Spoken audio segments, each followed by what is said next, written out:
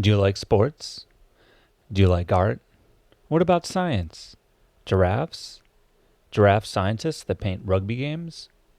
It's all available on Audible, the biggest audiobook site with the largest selection of audiobooks this side of the inner solar system. No need to use your boring old eyes anymore. The ears are the future, my friend. Why, you're using them right now. So check out Audible and get your listen on.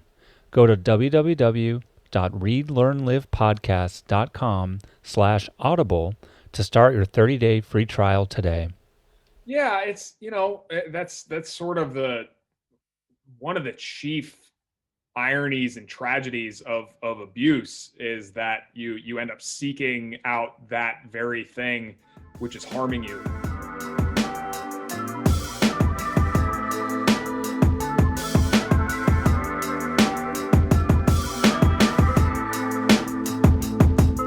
Hello and welcome to Read, Learn, Live, the podcast about improving yourself through literature.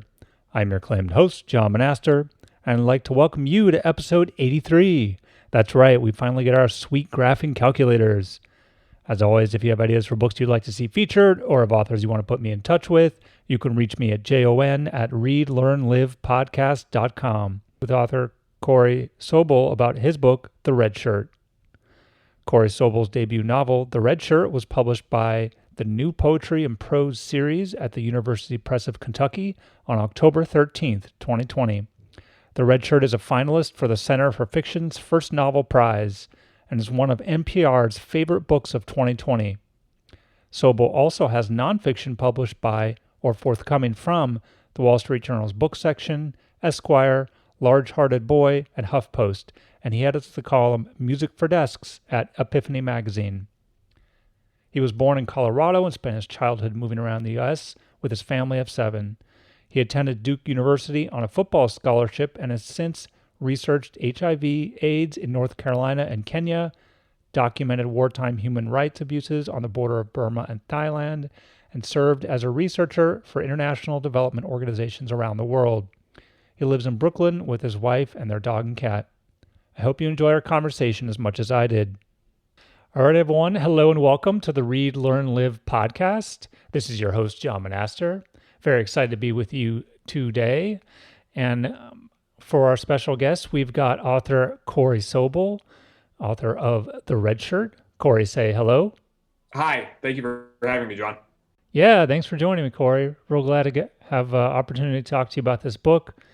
Very interesting one. Definitely out of what I would say is my usual wheelhouse. So it's always the kind of books I like to read because of that reason.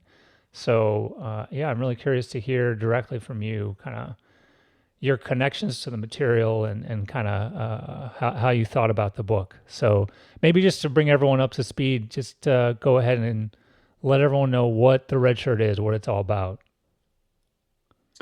So the Redshirt is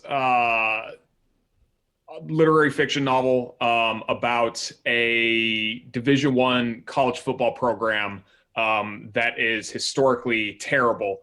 And it is narrated by a linebacker who comes to King and gets a scholarship by the skin of his teeth, and tells the story of his first year in the program. And he is closeted and is negotiating being a fanatical lover of football while also knowing that he's a gay man.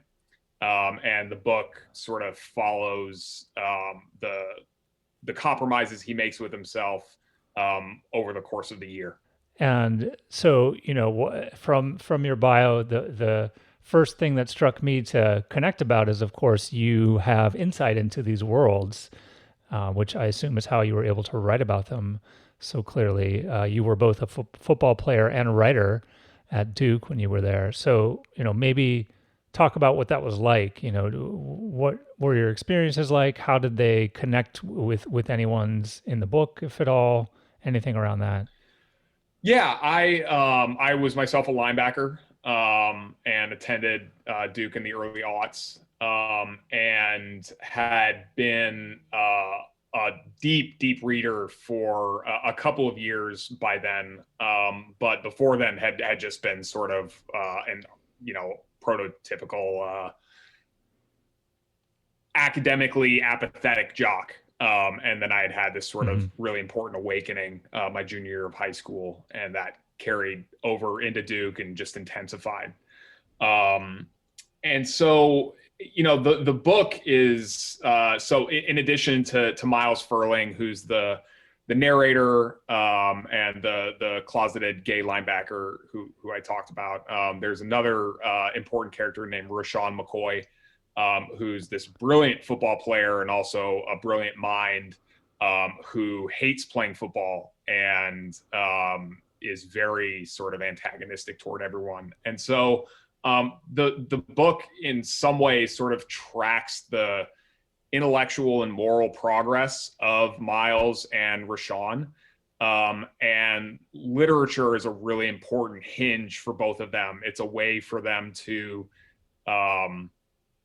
understand one another or not understand one another, and also to sort of explore themselves. And we can get into, how they do that a bit later on. But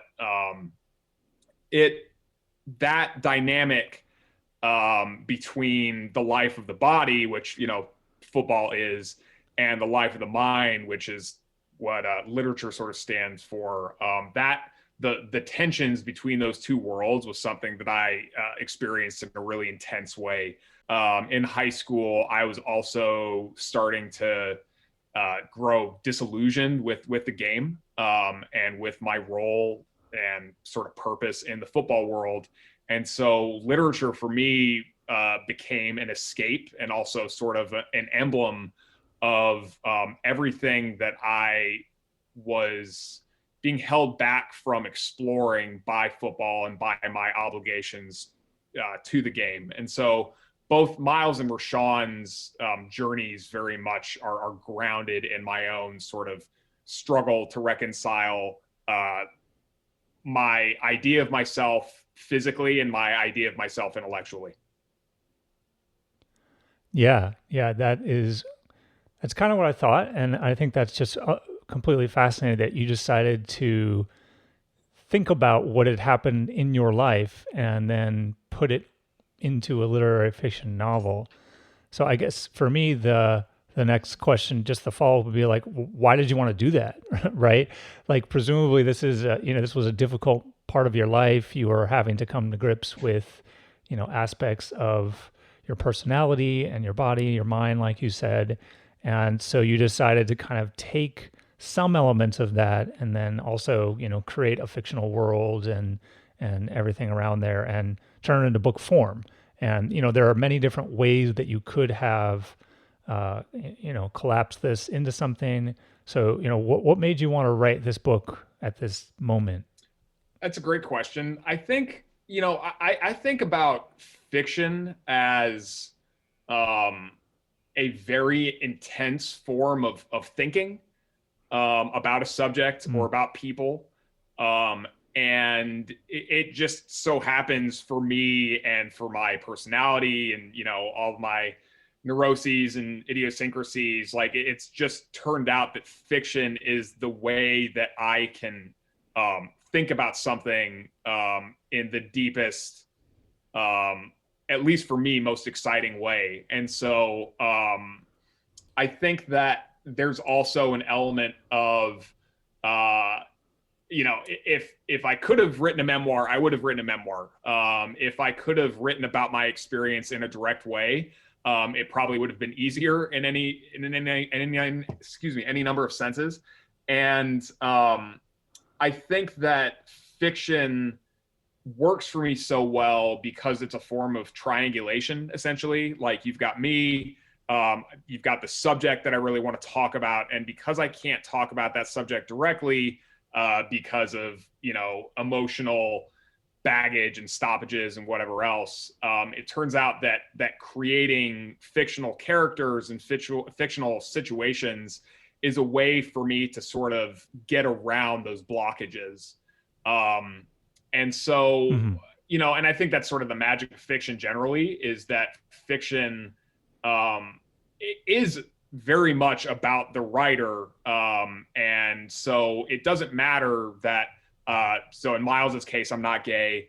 In Reshawn's case, I'm not black. But by having those differences between me and those characters, it opens something up in me and allows me to be more honest in a sort of strange way. But again, that sort of strangeness is the magic of fiction.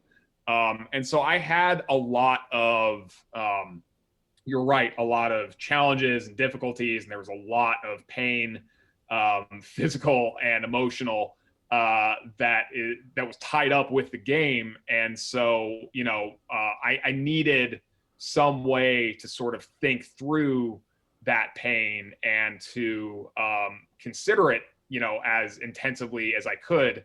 And the way that I found to do that was by creating, this world. Yeah. Well, that's really interesting. So it sounds like, it just so happened that this type of thing others could enjoy as well. Because it seems like you also feel like you're getting some benefit here for you. Yeah, I mean that's the fiction's cool and also extremely hard insofar as it has to be really it has to generate a ton of obsession in the writer, but the writer's duty then is to make that obsession interesting to other people. And it's the hardest part, for me at least, was trying to figure out a way to translate all of this knowledge and experience I had around, the football world into something that would be easily understandable for someone who had no experience of football or no knowledge about that world. And so, that's where fiction as a device for entertainment, is so wonderful, because you can essentially not trick people necessarily, but you kind of seduce them into reading about things that they wouldn't otherwise be inclined to read about. Like you said, this is outside your wheelhouse. And so the challenge was, I knew how interesting and complex and hugely symbolic football was. And the trick was figuring out a way to convey that knowledge to, readers like you. And, that's years and years worth of thought and work that goes into it. Yeah. Yeah. I imagine. And, yeah, no, and I think you did the trick here because I was captivated by this book, and as many of my friends know, it will take effort to pull me into like engaging in football topics for the most part. So, yeah, I thought that you did a great job of kind of weaving in the football part of it, which is of course crucial to everything, but connecting that with the people and the humanity of it all, and making us feel for these characters, which I think is the kind of key step there that you were talking about in making fiction accessible. Cool. Well, let's jump into the book a bit. So we kind of, we first meet Miles in the future technically, but after that, we sort of start back with him growing up, and his first kind of football mentor is Coach Johansson, and this is also around when he's still starting to feel these emotions, and he's dealing with his body and all that, and so maybe just talk a little bit about that portion of his life, and who this coach was to him, and how they connected, and maybe if that then influenced things later on. Football's a lot like any other world or pursuit, insofar as mentors are crucial. And football, if anything, sort of speeds up the the usual process by introducing mentors and these figures from a really early age. So everyone has teachers, but football coaches are in some ways, the equivalent of what someone in their 20s or 30s would have as far as, a big brother, a big sister type in their workplace or something like that. And they function as examples of how to be in that world, of how to succeed in that world, and as sort of guides. And things are really fraught in football because you're talking about children who are being, and these children in particular are being subjected to physical strain and to, mental hardships and any number of things that is football's specialty. And so coaches can be really, really important parts of people's lives. And in football in particular, that's true because a lot of people who play football might not have mentors in other respects. There might be hardships at home or, difficulties in any number of senses that makes it so that they don't have the support or the guidance that they need. And football provides that for a lot of people. And so with Miles, there's a twist there because he is at the same time that he's becoming really talented at football and is understanding that football might be a key to social mobility. Miles doesn't come from a lot of money, is also when he's having his sexual awakening. And when that happens in the book, so that's in the 90s and early aughts, there's no question that that homosexuality is not okay in the football world, and that it is despised in a lot of ways. And so that knowing that about himself intensifies Miles's need for support and approval. And so in his case, Coach Johansson represents someone who validates him as a football player. And because he feels invalidated about who he is sexually, that need for approval in the football world becomes all the more intense. And Coach Johansson provides that for him past the time that he's even his coach. He's his coach in Pee Wee football, but Coach Johansson continues to be a really important presence for Miles as he matures and as he gets into high school. And Johansson's the person who makes it clear that Miles has the goods to play elite football at the college and even at the professional level. Yeah, I think that's a great point. I think the importance of mentors is just crucial across everything. And it's interesting how in certain arenas, it's sort of the process happens in a more formalized way, like the way you were talking about. And in others, you kind of have to seek it out or otherwise work at it. And right. So, yeah, I think that's important.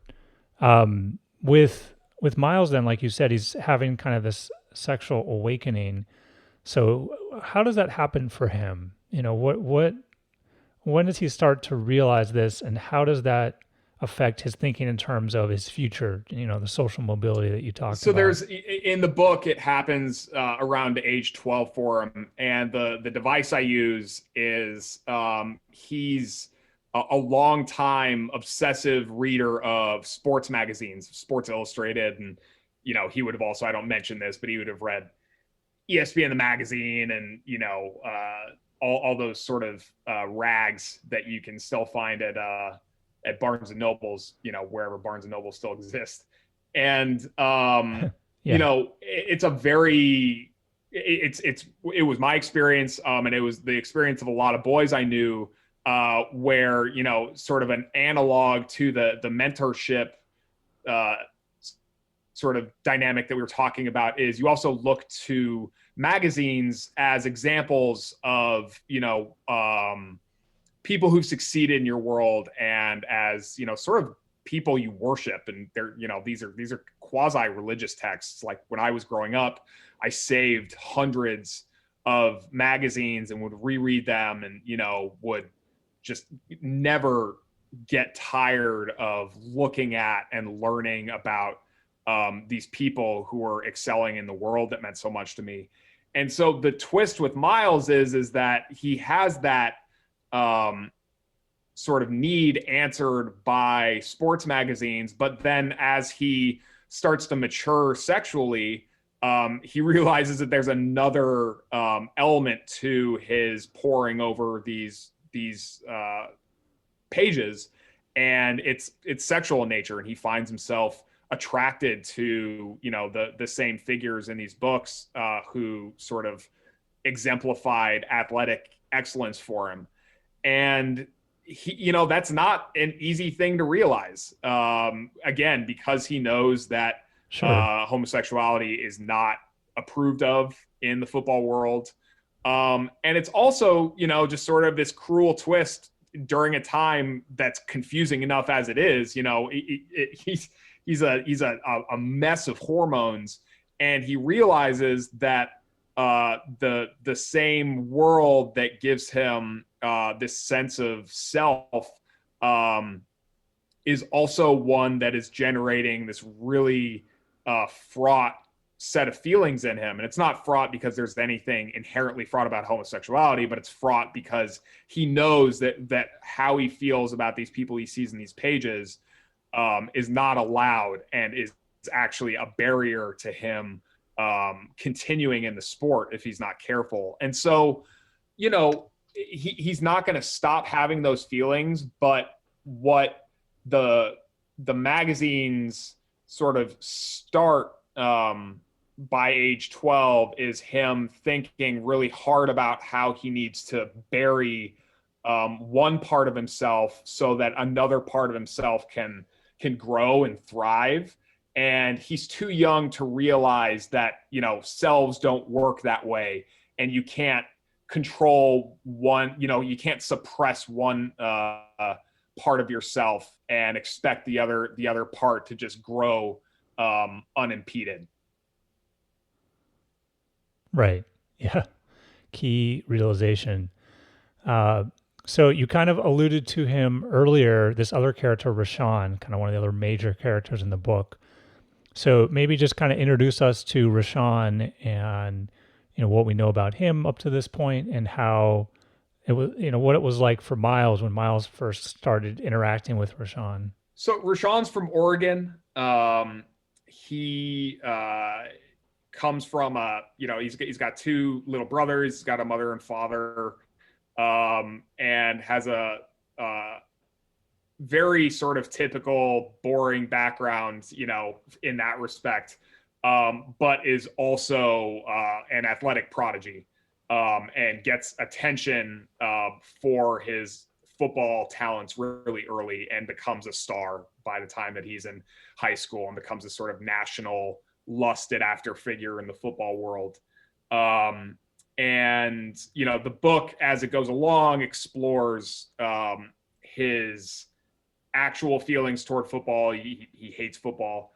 But by the time that he meets Miles, we don't know any of that. And the encounter is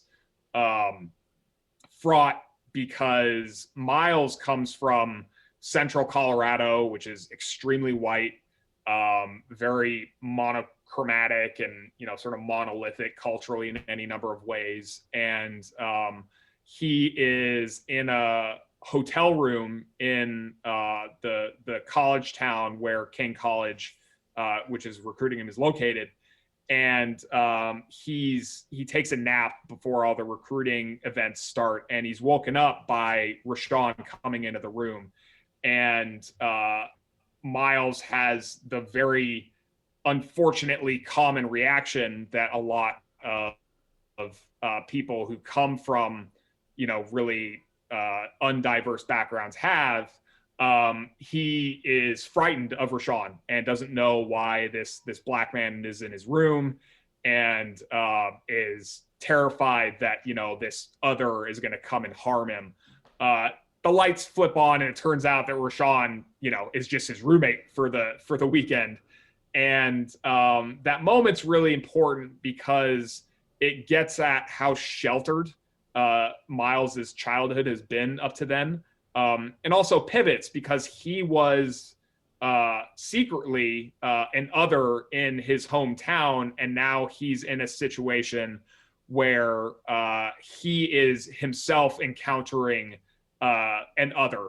And the book in part sort of follows his very rocky moral awakening to his own prejudices.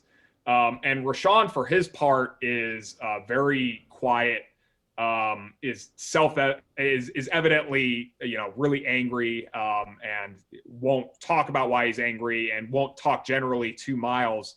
And so they do not have a warm dynamic in the beginning, and for different reasons are very hesitant to share themselves or their feelings with the other person. And that just gets more complicated as they end up being paired up as roommates for the coming school year. Yeah, definitely. I think more complicated is maybe an understatement. And yeah, so I want to go back to something you said, though, which was the idea that we can't really, quash one part of ourselves and expect the other part to be okay.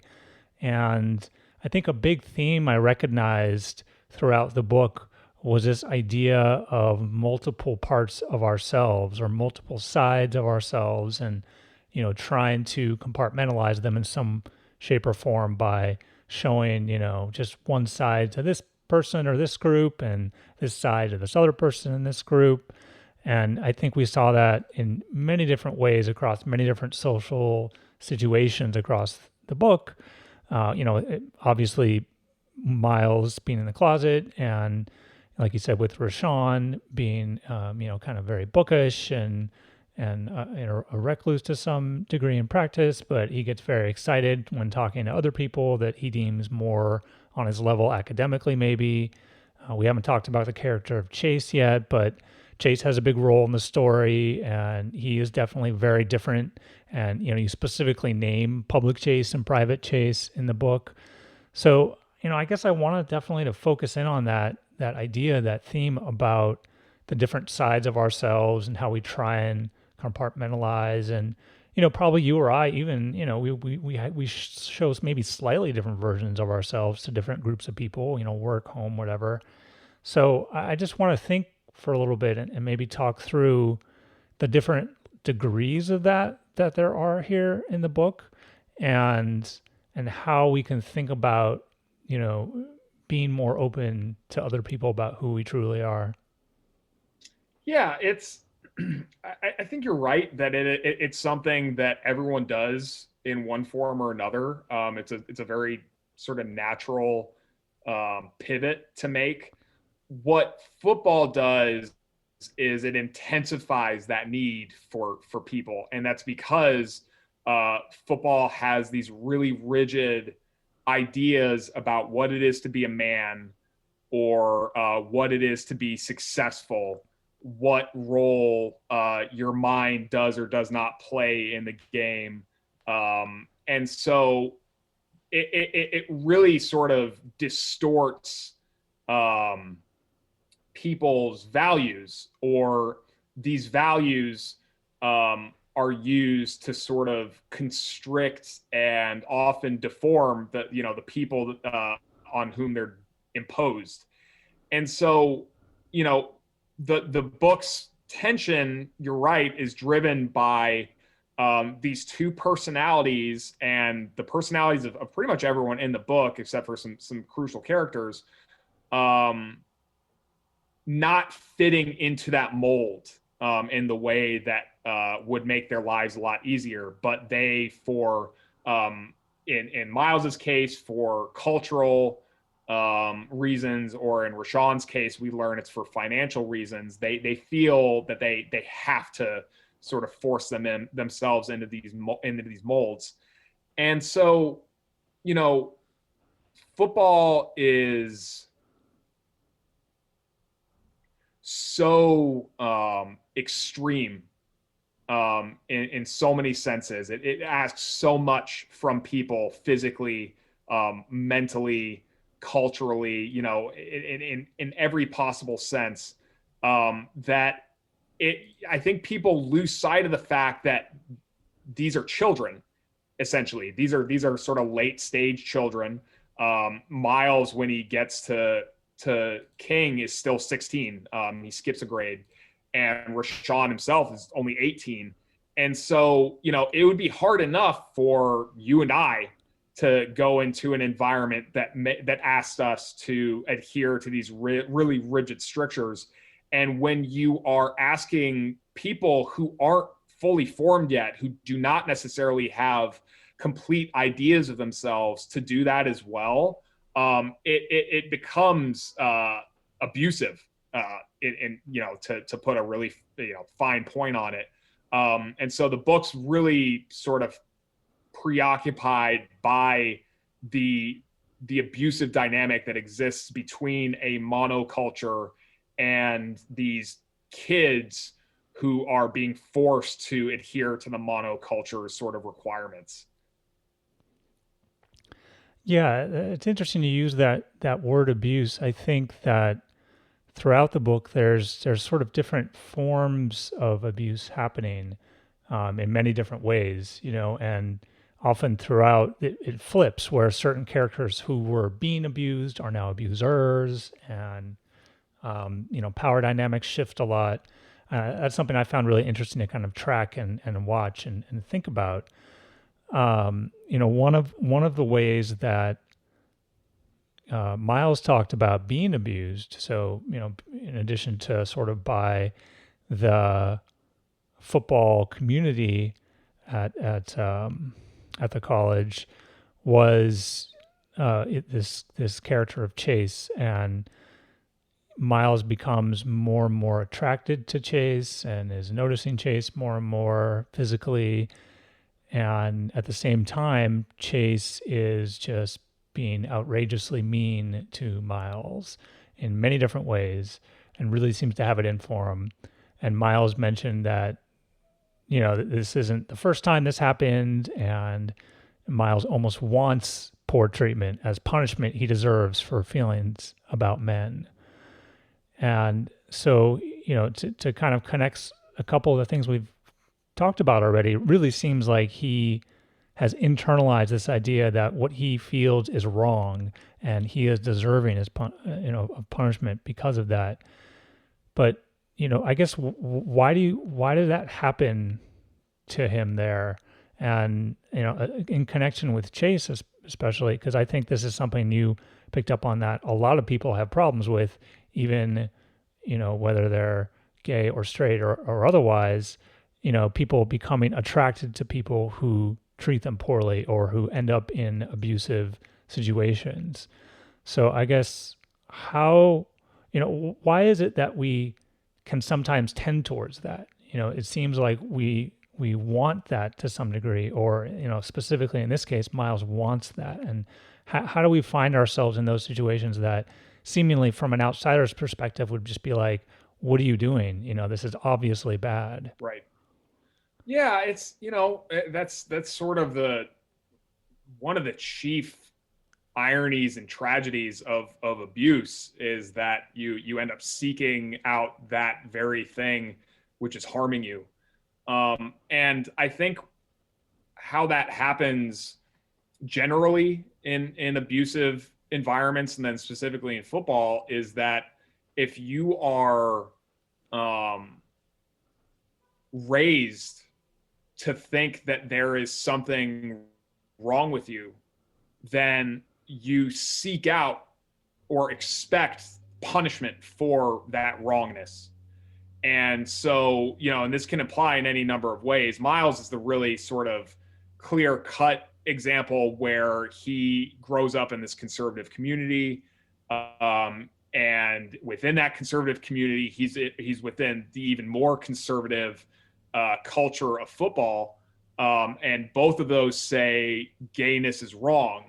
And so Miles knows what his feelings are from a sexuality standpoint and has been trained to believe that those feelings are wrong. And so, it's this sort of tragic situation where even though he's successfully hiding his gayness from people, he takes it on himself to mete out the punishment that he expects other people would give to him, and it's just this vicious cycle. And again, if you've got a 12-year-old kid who knows how they feel about men, and they just sort of grow up to expect some form of punishment, then I think it's really natural for them to look for ways to punish themselves. And they think that this is the sort of cost of their feelings, but they also believe that this is a way maybe to kill that wrong thing. And of course, a tragic aspect of Miles is that, the thing that he wants to destroy is a basic part of him.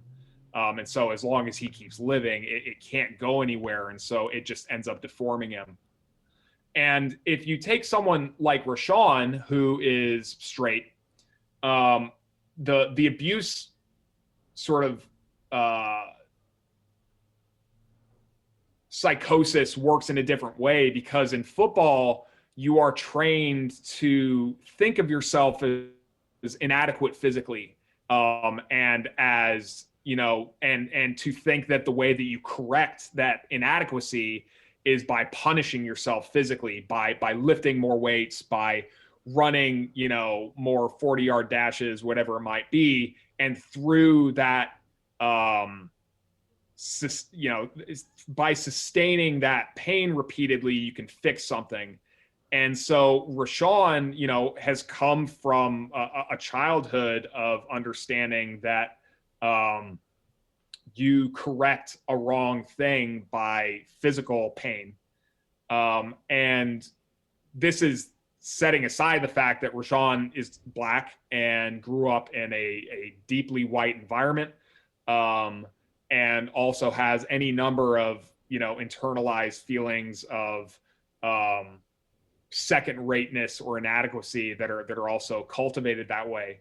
But with Reshawn, as opposed to Miles, Reshawn has started to see around the unhealthy sort of nature of the culture he's in, and is seeing that abuse is the rule and knows that that's wrong.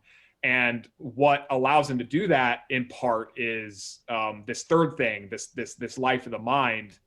And so his struggle in large part is knowing that he's in an abusive environment and trying to find ways to sort of extricate himself from that. Miles, because the thing that he wants is also the thing that would despise him, is in much deeper trouble in some senses, because he wants validation from the same thing that would view his basic feelings as invalid. And so that extends to pretty much all the characters in the book. They are trained to find themselves lacking, and are, because they're men in particular, seek ways to process the anger they feel about being judged, as falling short. Yeah, a lot of good insights there, and I think that makes a lot of sense. Especially thinking that kind of Miles is really the one that is, things are the most unfair, and he's in the kind of the worst spot of everyone. Although I think there's definitely the case to be made as we learn more about Reshawn during the book, that Reshawn's situation is also a pretty rough one as well. Yeah. And to kind of pivot and think about him for a second, you did mention that he recognizes the kind of mind element as his potential escape from the physicality of football. And you introduce several characters in terms of that. There's a professor at the school that Reshawn connects with, Reshawn has a girlfriend that is also very academically minded. And then finally, that professor introduces Reshawn to this character, Carmichael Stewart King, kind of a former slave who wrote poetry. So, maybe talk a little bit about that Carmichael Stewart King character and maybe the professor as well, and how Reshawn connected with them. Because my sense is, that's a kind of a side story, right? You could have just taken that out and the book it still would have been the book, Mm-hmm. but it was clearly very important to you to, make sure that that was in there. You had poetry from this poet in the book itself for people to read. And you connected this character also to someone in real life. So just a little curious to know a bit more about those the professor and Carmichael Stewart King and how Reshawn's connections there helped him to get away from the body side of football. The professor character is sort of a twist on a character we were talking about earlier, Coach Johansson. And just as Miles seeks out a mentor and a figure who can represent excellence for him in the pursuit that he's dedicated his life to, Reshawn is looking for figures who represent who he wants to become. And so the professor's name is Grayson, and he's Black and is brilliant and just a pillar of confidence and learnedness, and is everything that Reshawn wants to be. And so he seeks out and gains approval from this figure, which is very important to him. And to go back to sort of our discussion of abuse really quickly, these boys are trained to seek out authority figures and to gain their approval. And by and large, those figures are coaches. But because Reshawn hates football and wants to get out of it, he sort of is declaring his values by instead having a professor fill that role for him. And Reshawn's a really talented student, and Grayson takes him under his wing. And the focus of Grayson's research is this slave poet character who, for expediency's sake, I'll refer to him as his initials, so CSK. And CSK was from North Carolina, was a slave in the mid-19th century, taught himself to read, and ended up writing poetry. And so Grayson's research focuses on the poetry that CSK published, and also the sort of fate of CSK after emancipation and after the end of the Civil War. And so on the one hand, it might seem that this is sort of secondary or tangential to the story, but there's actually a very deep thematic connection between CSK and Reshawn's journey, and football generally. The CSK is in this southern setting, whose economy is predicated on the exploitation of uncompensated labor.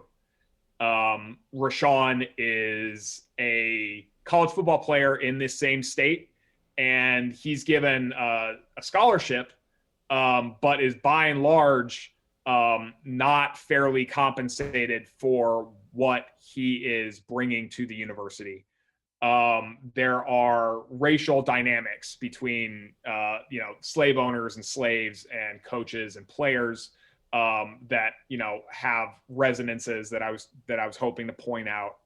And Reshawn becomes obsessed with CSK because CSK tried to use this incredible intellectual gift he had to escape his circumstances and to emancipate himself. and that doesn't work out for CSK the way that CSK hopes it will.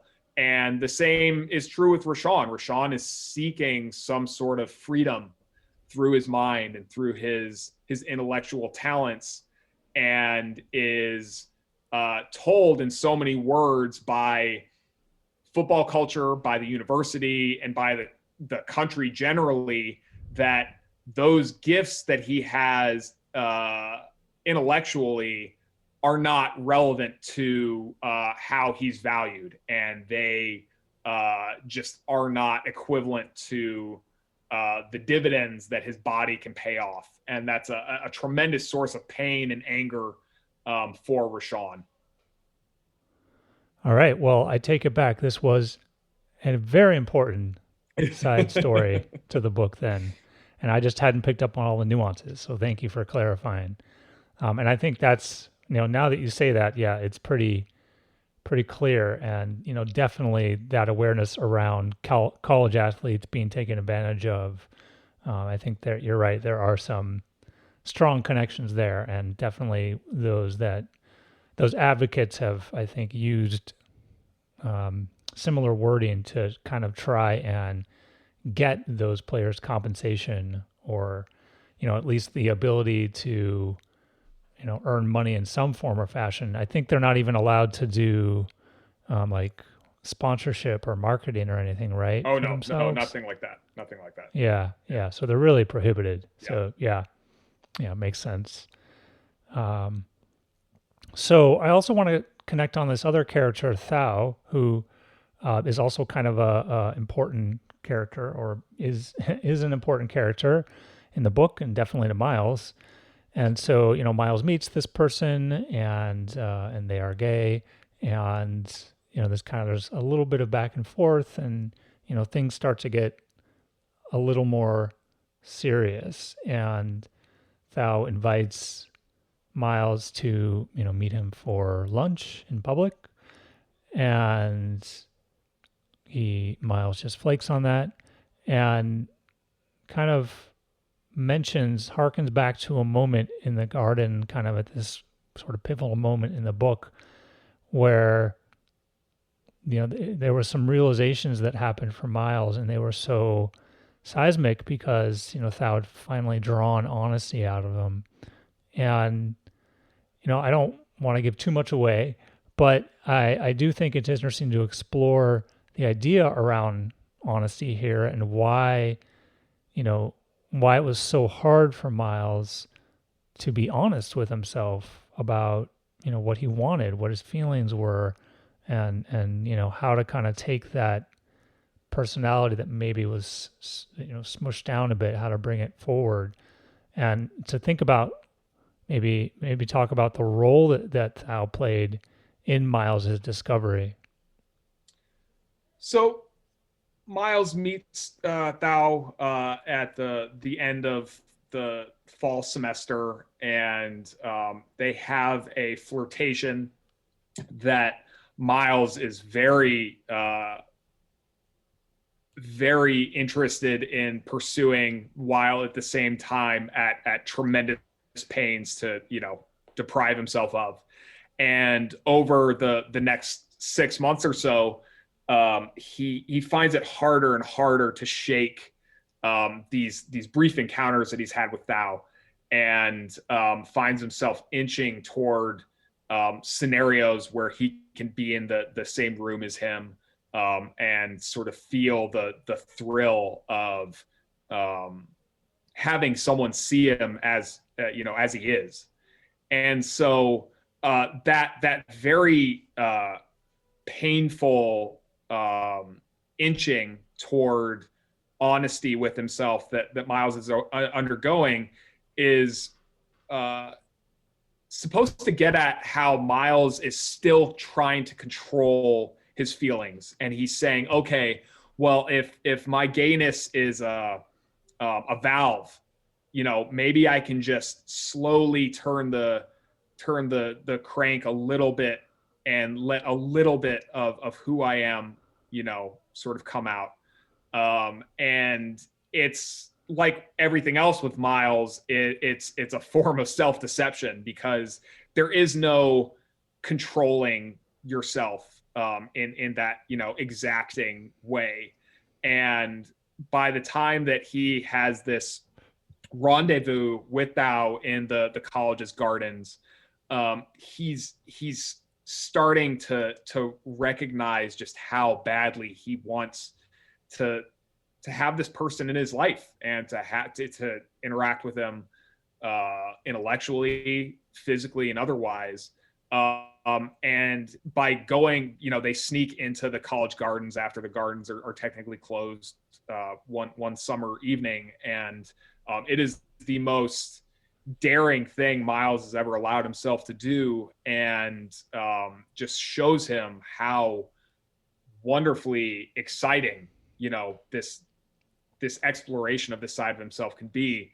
But when it comes to Thao saying, okay, well, meet me in public, because Thao's out at King College and has no intention of hiding a relationship he's in, Miles initially says yes, but it's only because he's afraid of losing Thao. When it comes time to actually meet him, it's too overwhelming.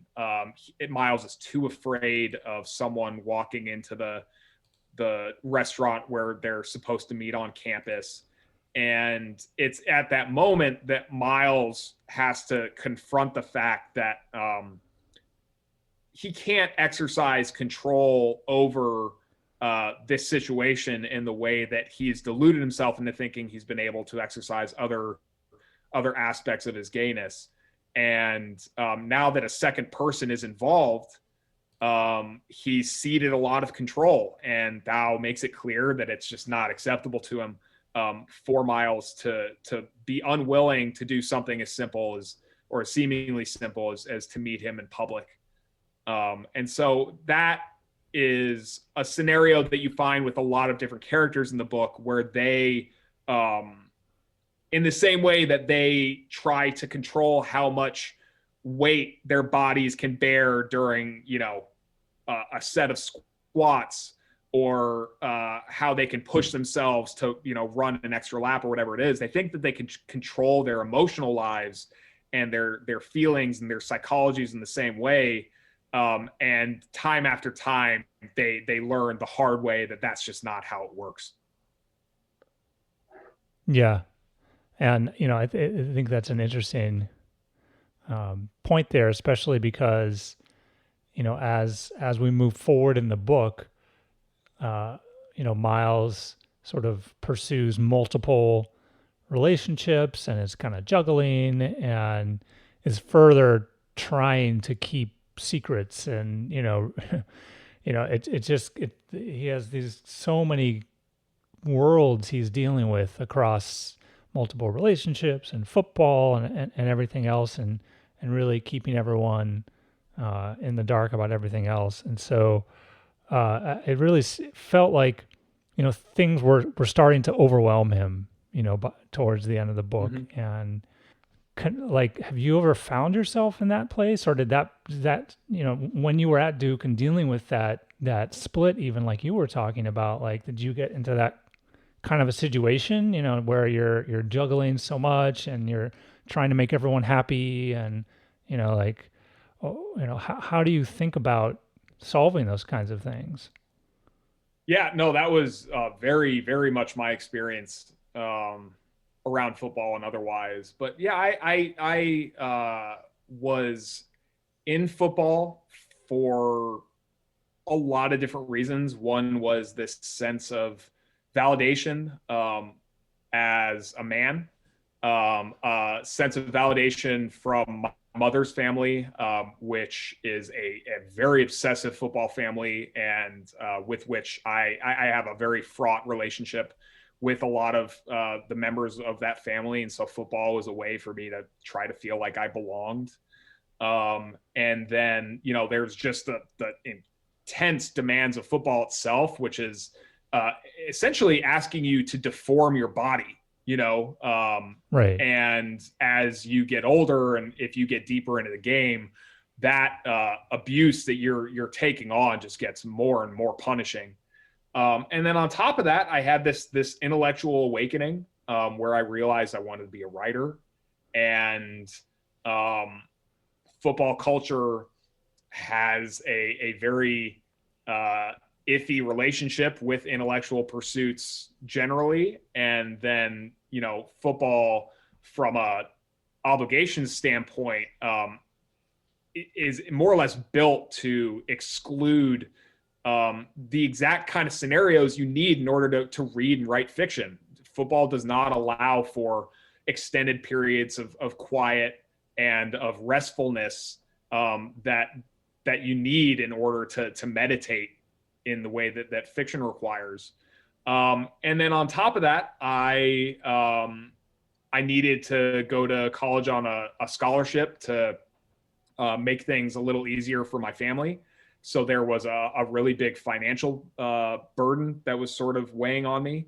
And then on top of that, the school that I went to, Duke, was very intellectually challenging, but it was also filled with a lot of rich kids who were looking, to be a little blunt about it, we're seeking ways to put their feet on other people's necks. And so a really easy way to do that was to look down on football players who were, by and large came from middle class or working class or poor backgrounds. A lot of football players are minorities. And so you've got that whole sort of dynamic. And so I felt sort of demeaned and condescended to by a lot of my classmates.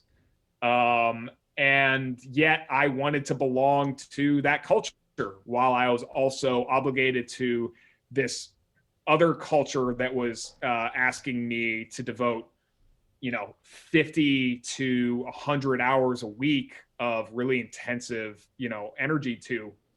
And so, so I definitely, all of those things were at work by the time that I was in college. And I was 17, and that was just simply overwhelming. And I got to a point by my second semester where I was probably sleeping 2 hours a night. I was working out, 4 or 5 hours a day. I was, because I was a glutton for punishment, I was taking an extra class. I was taking 5 classes, and they were not the easier, jock classes that a lot of football players take to make their lives a little easier. And so that's a very long way of saying, yes, absolutely. Like I understand all of these pressures that are being brought to bear on Miles. And if Miles and Reshawn, I think that what drove my writing of the book was saying, okay, I felt all of these things, and I was white and straight. So what happens if you have all these pressures, but you're gay, or you have all these pressures and you're this brilliant black man? And it was just sort of, the book was a way for me to say, or for me to explore just how wildly unmanageable, these pressures can grow if you come from, certain backgrounds where just, even if you aren't a football player, they're going to be challenging in the United States. Yeah, totally. I mean, I think that's an interesting way to think about it. I think I was reading something once that was like, in order to make, interesting fiction, it's like throw problems at your characters and then throw more problems and more problems and more problems. Right. And you just need to keep upping the level of difficulty. Right. And that's what it sounds like you were doing here. You were taking what was already a difficult situation that you had to go through, and then just cranking that, up to 11. And yeah, I definitely can see that how difficult this was for them, for those characters in the book. Right. So, knowing that, they went through, Miles and Reshawn went through all of this, and, they got to kind of an interesting endpoint when the book wraps up. Maybe just talk a little bit about what you think they kind of took away from all this, like as, how do Miles and Reshawn as characters end up having grown by the time they reach the end? Have they changed that much? Are they still the same core people? Are their personalities changed? And to what extent do you feel like that is maybe representative of where you were? There's a quote that I saw from Russell Banks, who's this great novelist, that made a lot of sense to me. And he said, um, "People don't change; they just become more elaborate." Mm, And so nice. I don't, I don't view, even though there is from a plot perspective, an arc for both Reshawn and Miles, that I think is pretty clear. And you can track it like fairly easily through the book. I wouldn't say that you're going to, look at Miles in the beginning and compare him to the end and be able to say, oh, these are the very clear sort of changes he underwent. And Reshawn, it's probably even harder to say that in some ways.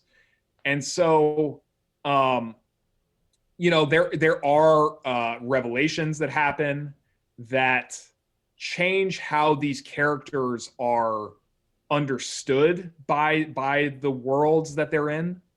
And yet, the question that I don't think necessarily has an answer is, what does that mean about how much they've actually changed, or is it just that we've come to understand more about them? Miles starts the book gay, he ends the book gay. Reshawn starts the book black and ends it black, and so it's more, sort of. I view novels as maybe at least for me, like the most exciting ways to explore, to drill down into something as opposed to sort of chart someone's Mm-hmm. progress.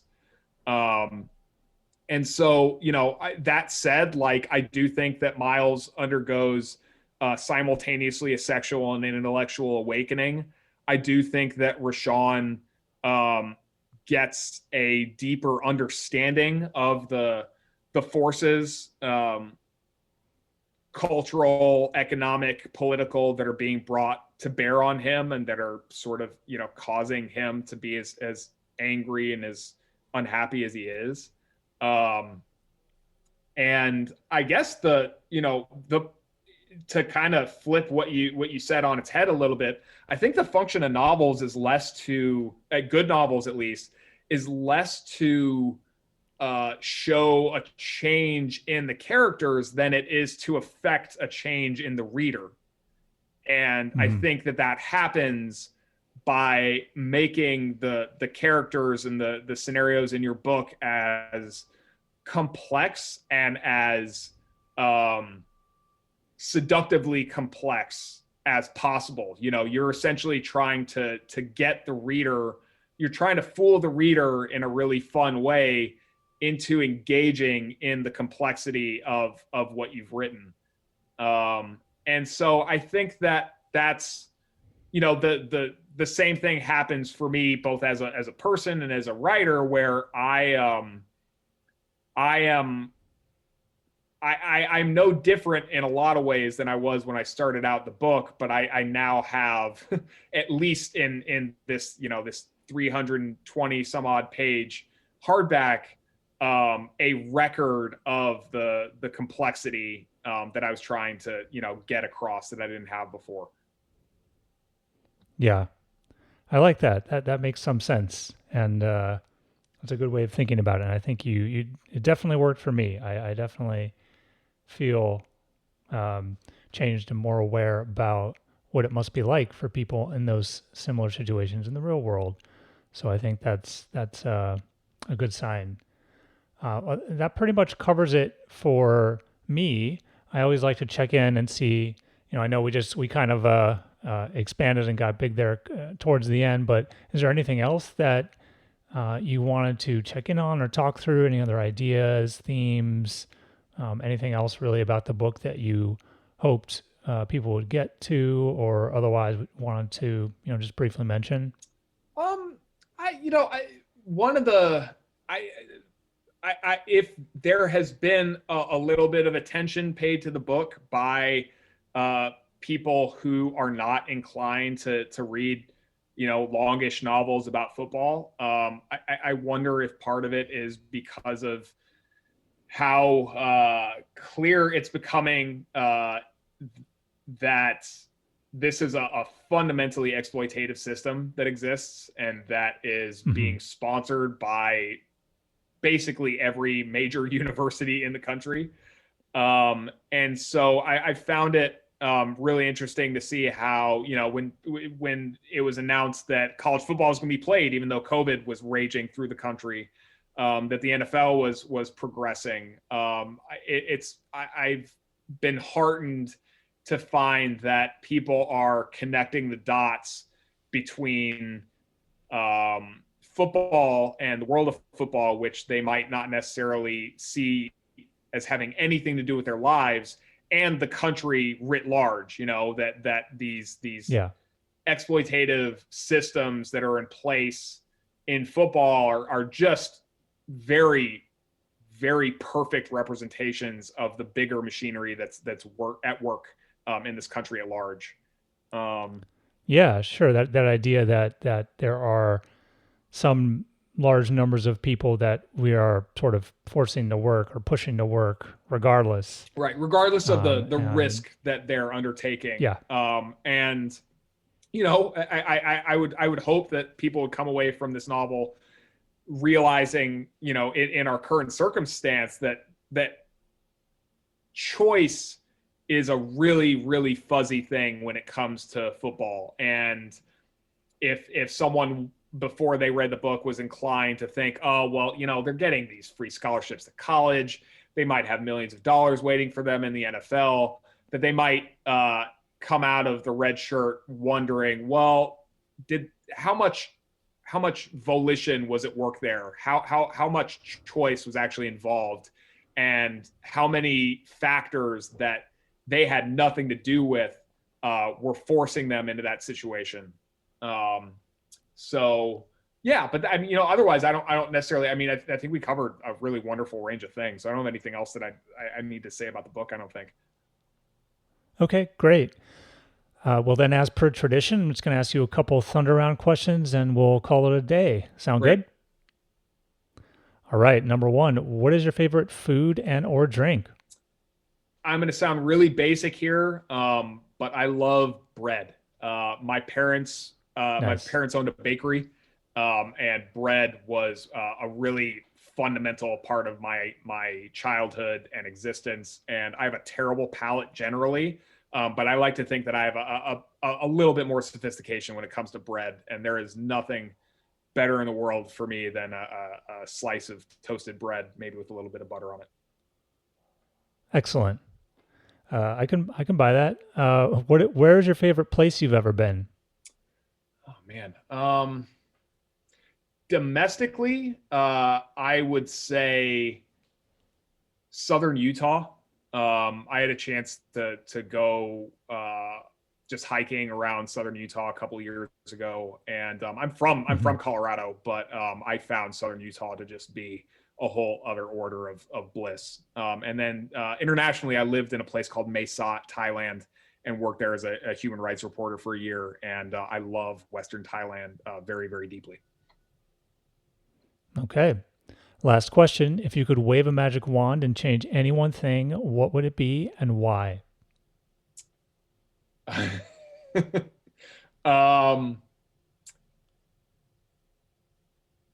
I would require every person to read at least 3 reputable sources of news before they came to a conclusion about anything. Okay. I think that would engender some large changes to the way people think. So that's probably a good one. All right. Well, this has been a really wonderful interview. Corey Sobel, author of The Redshirt. Thanks so much for coming on the podcast. Oh, thank you for having me. I had a great time, John. Thanks so much for listening to this episode of Read, Learn, Live. If you liked it, tell a friend and subscribe on iTunes and Google Play. If you hated it, tell a friend and subscribe on iTunes and Google Play. And so it goes.